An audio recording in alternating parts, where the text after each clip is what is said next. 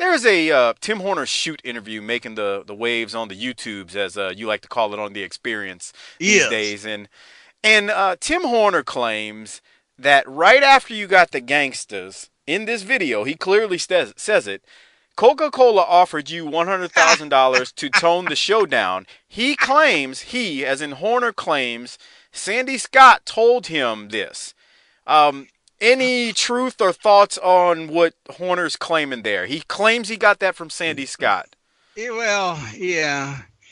Here's the deal. Fucking Horner was mortified.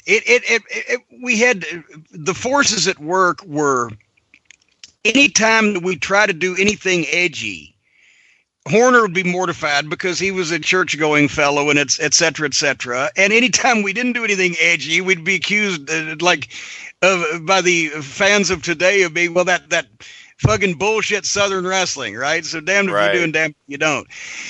But I saw a clip that somebody sent out of that interview, and he's like Russo in that he genuinely remembers shit this way because he's told himself that for so long. As far as Coca-Cola, and it wasn't Sandy that said that. I'm sure Sandy probably thought, oh, these gangsters, but what the fuck at this point? We got to do something. And Ruben loved it, by the way, and he's paying for it. Right. And of course, he's out in L.A. He lives fucking 6 blocks from the fucking riot, and he loved that shit, right? Right. But the Coca-Cola, or I believe it was Mellow Yellow. Anyway, in Knoxville, Continental Wrestling had gotten a deal from a local Coca-Cola distributor back in the late 80s. And I think they were pushing Mellow Yellow. But they had the apron skirts and they had the fucking canvas and everything. And they had a tournament named it whatever the fuck. But they got a significant amount of money. I can't remember how much it was. But that was in the 80s when the television went to a variety of places and the promotion was running on a weekly basis and everything was cooking, right? Yeah. So the thought was always, can't we get the deal like they got because we're here now and we've got a TV show and we've got a promotion and blah, blah, blah. Since the start of the goddamn deal, it wasn't like we just found this out with 2 years in. And that was part of Horner's fucking sales pitch for Pam Lawson. Oh, let's hire her. She sells advertising on, the Morristown radio station. So naturally she'll be tied in with the bigwigs. But she can go after Coca-Cola or the Grand Hotel down in Pigeon Forge or some fucking source of money, right? Right. Okay, do it. Let me know when Coca-Cola wants to hand us a fucking check, right? That day never came. Horner overlooks he's dangling his participles because what he said to me one time was, well, fuck, if we're doing that stuff, I don't know if Coca-Cola is ever going to give us it. I said, congratulations to match the money they haven't given us for the past 2 years. We're supposed to modify our fucking program for fictitious money that nobody wanted to give us before we were doing what we're doing now. So fuck it. We need to do whatever the fuck we can do.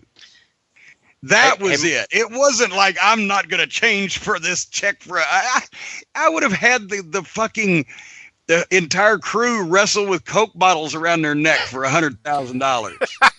Idiot. It's fucking buffucking Mike, There was never any legitimate offer of $100,000 or any other money. It was his smoking the hopium and his fucking hillbilly chicken fucking brain that this might happen because it happened to a fucking other promotion in the same place 7 years beforehand.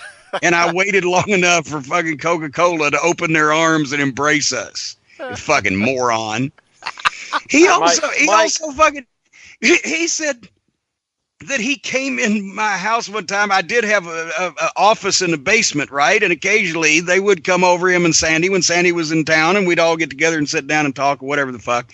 He said that I had fucking $10,000 or whatever in fucking cash sitting on the table. He said, why don't you put that in the bank? I said, I like having it around. What kind of fucking LSD was he on? I remember him saying, we couldn't get the goddamn money in the bank fast enough halftime to cover on Monday morning to cover the fucking checks from the guys running to get the checks cashed. I wasn't keeping 10 grand around because I fucking was happy about it. A couple of times I used my own money in cash angles, and I don't know that I would have left it laying around if Horner was in my house. So he's a complete fucking lunatic. Doc, you were trying to say something. Jim, we're right there with you. I got another one. I got another one for you. And he said, "Well, I saw the books. I saw the books. I know where the money." Well, congratulations, motherfucker! I've still got the books.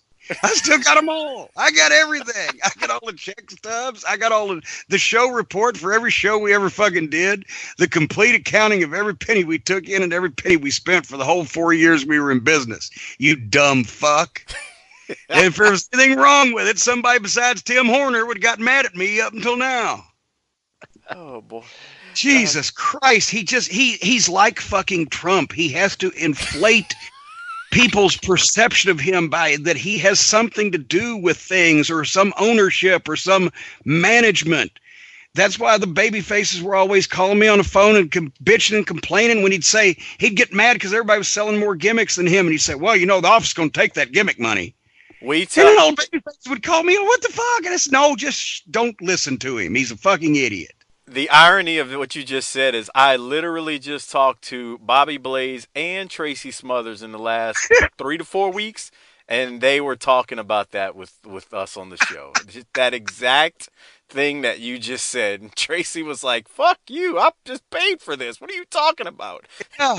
He was so frustrated because he couldn't tell people what to do. That was his fucking goal, which I found out too late in being involved in the promotion, was not to fucking draw houses and be a success, but to be in a position where he could tell people what to fucking do.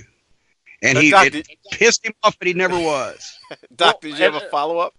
Well, I was just going to say, Mike, you notice how Tim Horner has the same effect on everybody we know? Jim's starting to get worked up just like we do every week when we talk about that motherfucker. Oh, it's just, if you're going to fucking tell people bullshit, at least make it fucking credible bullshit. It's not immediately fucking debukable. or just, my God, but he wouldn't be that chicken fucker that we know and love, old Horner, if he didn't come up with shit like this from time to time.